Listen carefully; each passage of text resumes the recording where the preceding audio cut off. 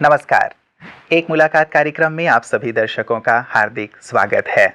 मित्रों, राजनीति का क्षेत्र सचमुच सेवा का क्षेत्र है, जिसके द्वारा जनप्रतिनिधि जनता की सेवा करते हैं। जनता का भरपूर प्यार उन्हें मिलता है और साथ ही साथ जो विकास राष्ट्र का होता है उसके लिए राजनेता उत्तरदायी होते हैं और इस कार्य को बखूबी राजनेता निभा रहे हैं जब से देश स्वतंत्र हुआ है।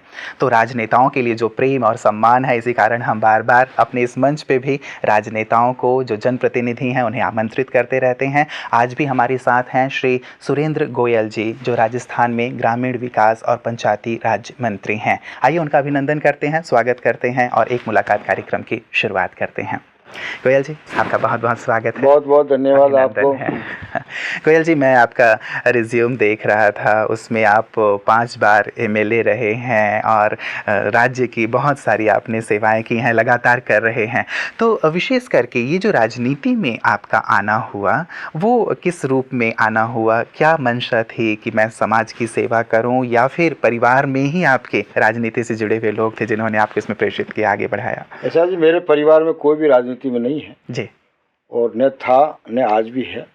मैं शुरू से जब माननीय विधायकों को, माननीय एमपीज को जब देखता था तो मेरे मन की प्रबल इच्छा थी जी, कि मैं राजनीति में रह करके जनता की सेवा करूं और जनता के लिए पलक पावड़े बिछाऊं और जनता के दुख सुख में शरीक होकर के उसका काम करूं। ये मेरे शुरू से इच्छा थी।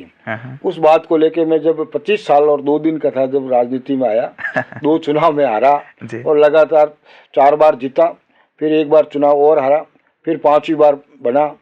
तो ये जनता की मेहरबानी है और हमेशा जनता को भगवान की तरह मान करके ईमानदारी से जितना मैं कर सकता हूँ उतना करने का प्रयत्न करता हूँ। जी, जी, जी। इसी का परिणाम है कि 5वीं बार मुझे हाईएस्ट वोटों 36,000 वोटों से मुझे जनता ने जीता है। जी, जी, जी। चलिए, ये जनता का प्यार है, आपके लिए विश्वास है कि वो लगातार आप पे विश्वास रख के आपको विधानसभा में पहुंचाते हैं और आप वो सेवा उनके लिए कर रहे हैं। एक विशेष चीज़ गोयल जी, कई बार ये देखने और सुनने में आता है कि राजनीति में भी बहुत सारे ऐसे तत्वों ने प्रवेश कर लिया है या बुराइयों ने प्रवेश कर लिया है, जिसके लिए कई बार राजनीतिज्ञों के लिए एक अच्छी दृष्टि जनता की नहीं रह पाती है। इस विषय पे आपकी टिप्पणी चाहूँगा। इसमें ऐसा है जी, सारे राजनेता ऐसे नहीं होते हैं। राजनेता अगर सेवा की भाव से राजनीति करता है तो वो अच्छी बात है जी।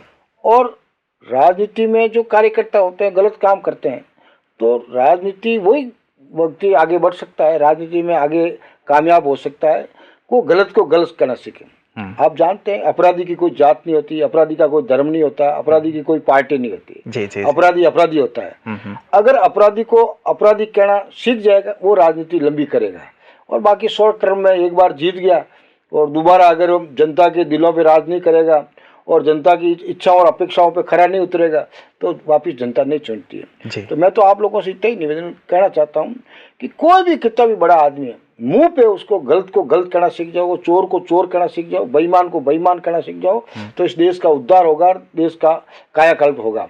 अगर राजनेता जिसके ऊपर महत्वपूर्ण जिम्मेदारी होती है, सत्ता की सबसे बड़ी चाबी उनके पास में होती है और वही अगर बेईमानों का साथ देने लग जाएंगे तो एक दिन देश को इसका खामियाजा भुगतना पड़ेगा। तो मैं सभी देशवासियों से, सभी राजनेताओं से निवेदन आपके माध्यम से करना चाहता हूं कि आप लोग, छोटा सा जीवन है, इस छोटे से जीवन में जनता आपको पलक पावड़े बिछाकर इस मुकाम पर पहुंचाती है, उसका फर्ज, अपना कर्तव्य निभाओ और निभा करके जनता की इच्छा और आकांक्षा पर खरा उतरो। यही अपना धर्म है और यही आगे ले जाने का रास्ता है। जी, जी, जी। यदि हम एक परिवर्तन की बात करें गोयल जी, तो क्या आपको लगता है कि राजनीति में भी जो राजनेता हैं या विभिन्न दल हैं, वहाँ पे भी आध्यात्म का यदि प्रवेश हो, यदि वो थोड़ी आध्यात्म की ओर भी बढ़ें, उनकी आध्यात्म की ओर रुझान हो, तो स्थितियाँ बदल सकती हैं? जो बात आप कह रहे हैं कि स्वार्थ ने कहीं प्रवेश कर लिया है, वो दूर होगा और साथ ही जो सेवा भावना है वो बढ़ चढ़ के आगे आएगी। मैं तो आप लोगों से इतना ही निवेदन है, चाहे राजनीति में काम करो, चाहे कॉर्पोरेट जगत में काम करो, चाहे किसी क्षेत्र में काम करो, आध्यात्मिकता ये अपने संस्कार हैं और आदमी आगे तभी बढ़ सकता है जब वो आत्मा को अंतरात्मा से जोड़ करके सही संस्कार रख करके सही प्रेरणा दे, सही काम करे, वही तो आध्यात्मिकता है। तो आध्यात्मिकता किसी भी व्यक्ति के लिए ये एक बहुत बड़ी पूंजी है। वो पूंजी अगर आप उसका निर्वहन करके चलोगे तो जीवन में फलीभूत होंगे और मरने के बाद आपको याद करेंगे कि फला व्यक्ति ऐसा था जिसने आध्यात्मिकता के साथ, धर्म के साथ जुड़ करके अपनी सेवा की। धर्म का मतलब क्या होता है? धर्म का मतलब होता है सच्चाई रखो, मानवता रखो, इंसानियत से चलो, अच्छा काम करो, प्राणी मात्र का भला करो और हमेशा ये भाव रखो कि मेरे कारण किसी की नुकसान तो नहीं हो रहा है, मेरे कारण किसी के व्यवहार को परेशान तो नहीं हो रही है, मेरे कारण कोई मेरी बोली के कारण किसी को परेशानी हो रही। तो वो ही आध्यात्मिकता है। वो आध्यात्मिकता रख करके चलोगे तो जीवन में फलीभूत होंगे। और बाकी आप जानते हैं गलत काम करना तो आसान है, अच्छा काम करना बहुत मुश्किल है। तो अच्छा काम करने के लिए वही अच्छा कर सकता है जो भगवान की दृष्टि में भगवान को साथ लेके चलता है, आध्यात्मिकता से चलता है और मानवता को सर्वोपरि समझ के चलता है। आज जो समाज की स्थिति है, जो हम थोड़ी विकृतियां देख रहे हैं समाज में, अत्याचार के रूप में हो, बलात्कार के रूप में हो या अन्य प्रकार की जो विकृतियां दिख रही हैं, मानस पटल पे छाई रहती हैं लोगों के, आपको कितना लगता है महत्वपूर्ण इसमें अध्यात्म और योग का, कि यदि इस मार्ग पे लोग चलना शुरू करें या फिर शिक्षा नीति में इस चीज़ को शामिल कर दिया जाए, बच्चों को स्कूलों कॉलेजों में ये पढ़ाया जाए तो स्थितियां बदल सकती हैं, परिवर्तित हो सकती हैं। आपका इस विषय पे क्या कहना है? नहीं, मेरा आपसे निवेदन इतना ही है कि आज 99% लोग धर्म के आधार पर चलते हैं, आध्यात्मिकता से। वो 1% लोग हैं जिनके लिए 99% की कमाई का पैसा उनके ऊपर खर्च हो। वो भी आध्यात्मिकता से चले और मानवता से चले तो दुनिया में किसी प्रकार को ये सोने की चिड़िया देश हो जाए। और वो तो जब से सृष्टि की रचना हुई है तब से लेके आज दिन तक चाहे कितना भी कुछ भी कर लो जी, वो जो जिसकी प्रवृत्ति बेईमानी की पड़ गई है, बदमाशी की पड़ गई है, जिनको संस्कार अच्छे नहीं है, जिनको मानवता का पाठ नहीं सिखाया गया है, चाहे शिक्षा में हो, चाहे आध्यात्मिकता में हो, चाहे धर्म गुरुओं के द्वारा हो, चाहे किसी के द्वारा हो, वो प्रवृत्ति नहीं छोड़ेंगे क्योंकि उनमें लक्षण ही नहीं है। जो शुरू से जन्मे तब से प्रवृत्ति ऐसी पड़ी हुई है। आप लोग जैसे हो महात्मा लोग हैं, महात्मा लोगों की संगत में वो जाएगा तभी तो अच्छे गुण सीखेगा। जो आज जैसे ये आज मैंने देखा आपके यहाँ ब्रह्म कुमारी और ब्रह्मा कुमारी आश्रम, आश्चर्यचकित हूँ। मैं बता दूँ कि यहाँ पे हजारों की तादाद में जो धर्म के प्रति आस्था रख करके धर्म का प्रचार प्रसार करते हैं, आध्यात्मिकता से जोड़ते हैं, मेडिटेशन करवाते हैं और एक भगवान तक पहुंचने का लक्ष्य निर्धारित करवाते हैं और हमेशा इस प्रकार का ट्रेंड करते हैं कि वो अपने जीवन में गलत काम नहीं करे, हमेशा अच्छाई की ओर बढ़े, हमेशा भगवान के प्रति अपना सर्व कुछ निछावर कर करके अपने जीवन को आगे बढ़े। इस प्रकार की प्रेरणा यहाँ से लेके जाते हैं। मैं आज जैसा देखा वातावरण, मुझे बहुत प्रसन्नता हुई। मैं प्लीज्ड हूँ इस बात से कि आपका जो ये आश्रम है, ये आश्रम आज जैसा मैंने सुना कि 150 कंट्रीज में आपकी इसका है प्रचार प्रसार है और 14 लाख के करीब आपके अनुयायी जो भाई और बहन इस संस्था से जुड़े हुए हैं और इंटरनेशनल लेवल का ये आपका संस्थान है। तो मुझे बहुत खुशी है और मैं चाहता हूँ कि इस प्रकार से आप धर्म का, अध्यात्म का प्रचार प्रसार करते रहें, जिससे वो 1% है उनमें जितना मानसिक सुधार आ सके, जितना वो सुधार करके इस देश के अच्छा काम कर सके, एक अच्छा उदाहरण पेश होगा, आगे बढ़ने का रास्ता क्लियर होगा। जी जी, जो चीज़ें आपने यहाँ पे देखी गोयल जी, आपको बहुत अच्छी लगी, आप कह रहे हैं सब कुछ व्यवस्थित है, सुंदरता है, श्रेष्ठता है। आप ग्रामीण विकास मंत्री हैं राजस्थान के। ग्रामीण विकास में क्या आध्यात्म को, नैतिक मूल्यों को भी क्या इसका समाविष्ट नहीं किया जा सकता, ताकि लोगों को केवल हम बाहरी रूप से उनके अंदर स्किल डेवलप करने के अलावा, सुविधाएं देने के अलावा, आंतरिक रूप से भी उन्हें मूल्य शिक्षा या आध्यात्म की शिक्षा दें? क्या इसे भी ग्रामीणों तक नहीं ले जाना चाहिए?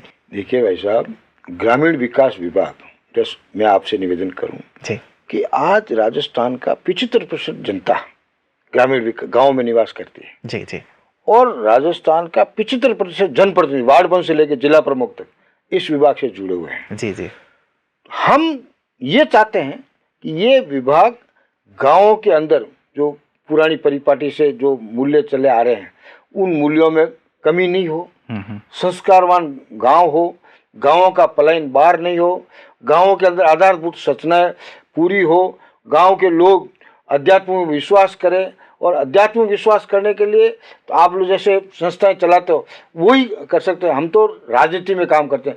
राजनीति में हम जहाँ पे प्रवचन देते हैं, जहाँ पे भाषण देते हैं, जहाँ पे हम जाते हैं, हम उनको एक ही शिक्षा देते हैं कि गांव पहले है और गांव की सुंदरता पहले है।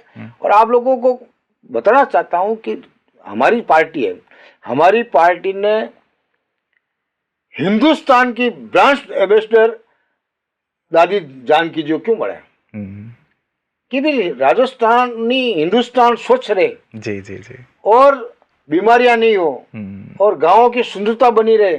गांव मतलब ओडीएफ होकर के खुले में शौच से मुक्त होकर के गांव हमेशा इस प्रकार के शहरों की तरह दिखे, जी जी, इस प्रकार की सोच रख करके ही माननीय प्रधानमंत्री जी ने दादी जानकी जी को ब्रांड एम्बेसडर बनाया। जी जी, तो हमारी सोच यही है कि गांव सुंदर रहे और नैतिक मूल्यों का ह्रास नहीं हो और गांव दिन दूनी और रात चौगुनी प्रगति उन्नति करे। दादी जी का एक विशेष जो कथन है, उनका विचार है, और वो कई बार मंचों पे भी ये चीज़ें कह चुकी हैं। जैसे आदरणीय प्रधानमंत्री जी ने स्वच्छ भारत अभियान चलाया है, तो दादी जी का ये कहना है कि हम बाहरी स्वच्छता तो अवश्य रखें, लेकिन बाहरी स्वच्छता आती है भीतर की स्वच्छता से। यदि आत्मा स्वच्छ हो, अंदर हमारा मन स्वच्छ हो, तो बाहर चीज़ों को स्वच्छ रखना बहुत सहज हो जाता है। तो इस चीज को आप कितना महत्व देते हैं कि बाहरी स्वच्छता के साथ साथ हमें आंतरिक स्वच्छता अर्थात आध्यात्म को भी उतना महत्व देना चाहिए? वो बैठते ही मैंने आपसे निवेदन किया कि आंतरिक स्वच्छता आएगी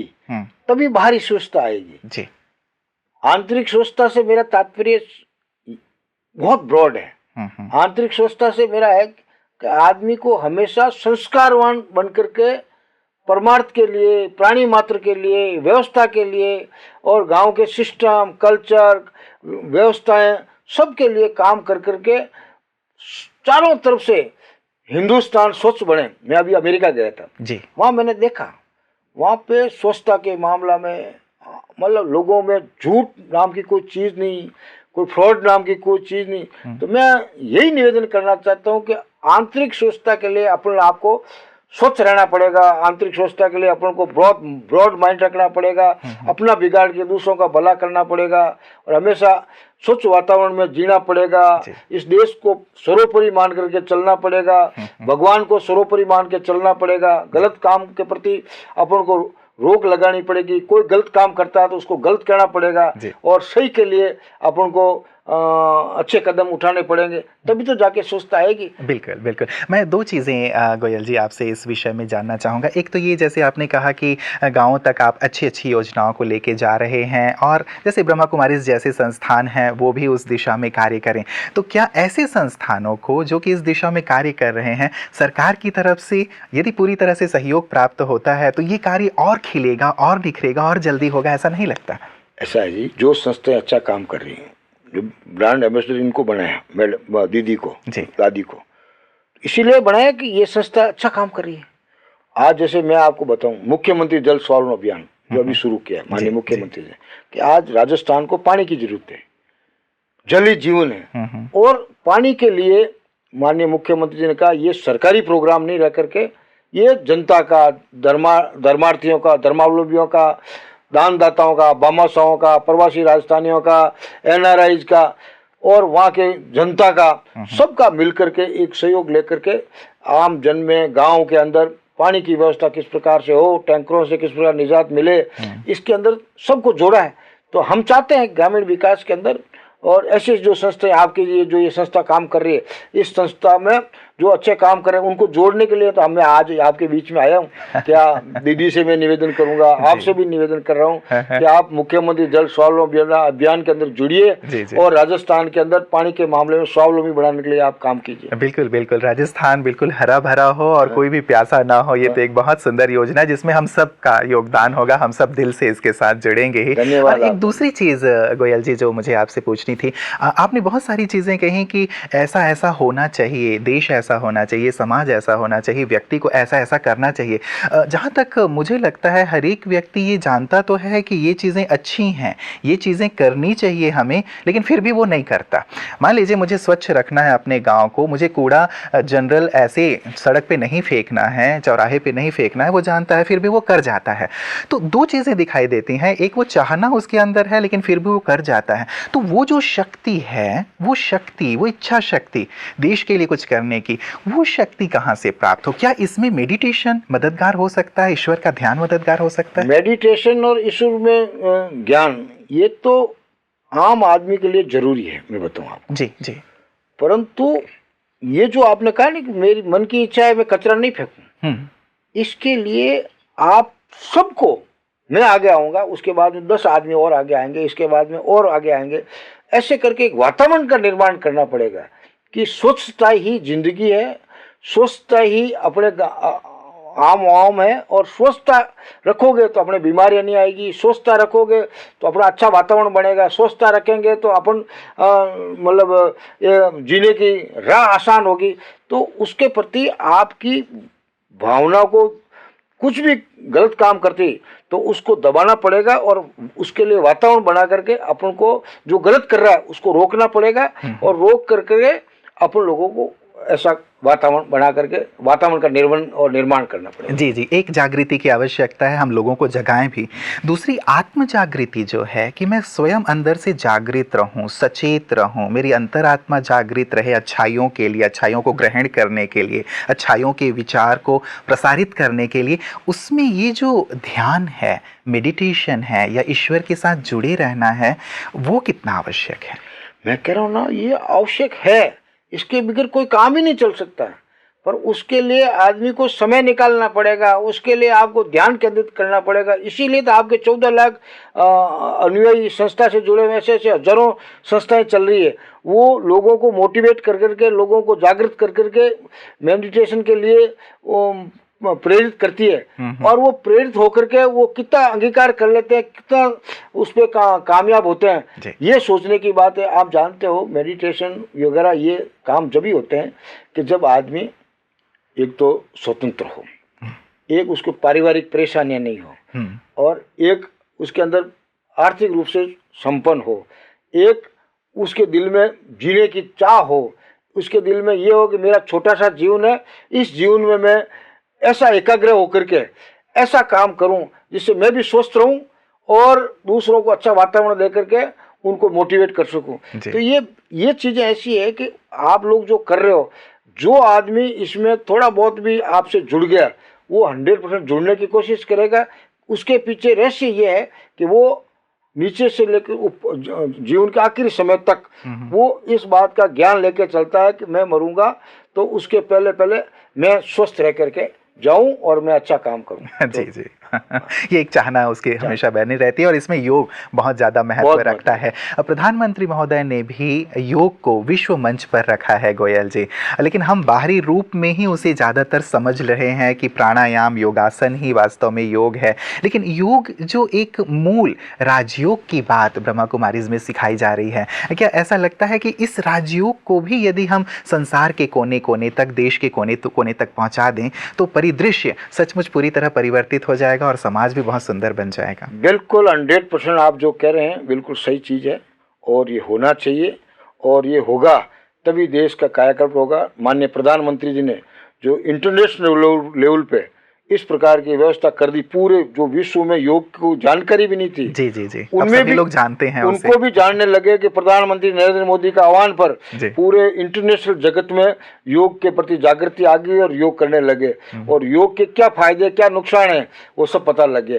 तो मैं कह रहा हूँ आपसे कि ये जीवन को जीने की एक कला है और जीवन को जीने की एक आवश्यकता है, इसलिए जीवन में योग और अध्यात्म ये महत्वपूर्ण है। चलिए, हम सब भी यही कामना करते हैं गोयल जी, आपके साथ साथ आपके मुंह में गुलाब जामुन, मैं ये कहूँगा जो शुभ शुभ बातें आप कह रहे हैं। आप यहाँ मंच पे आए गोयल जी और हमारे साथ अपने अनुभवों को शेयर किया, उसके लिए आपका बहुत बहुत धन्यवाद। आपको बहुत बहुत धन्यवाद।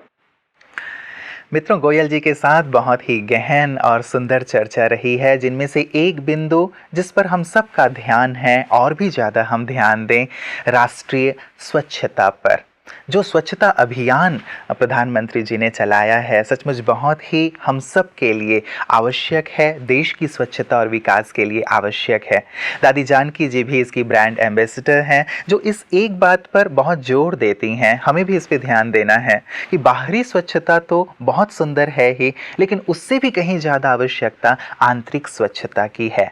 जब मन स्वच्छ होगा, मन पवित्र होगा, मन निर्मल होगा, तो बाहरी स्वच्छता बिल्कुल सहज और सरल हो जाएगी। तो क्यों ना आज हम सब कृत संकल्प करें, दृढ़ संकल्प करें कि हम आंतरिक स्वच्छता और बाह्य स्वच्छता को अपनाएंगे, स्वयं को भी पवित्र और स्वच्छ बनाएंगे और साथ ही राष्ट्र को भी पवित्र और स्वच्छ बनाएंगे। यदि हम सब मिलकर ये बीड़ा उठा लें तो निश्चित रूप से हम भी श्रेष्ठता के पद पर आगे बढ़ेंगे और हमारा राष्ट्र पुनः आध्यात्मिक गुरु के पद पर आसीन होगा।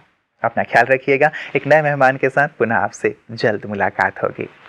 नमस्कार।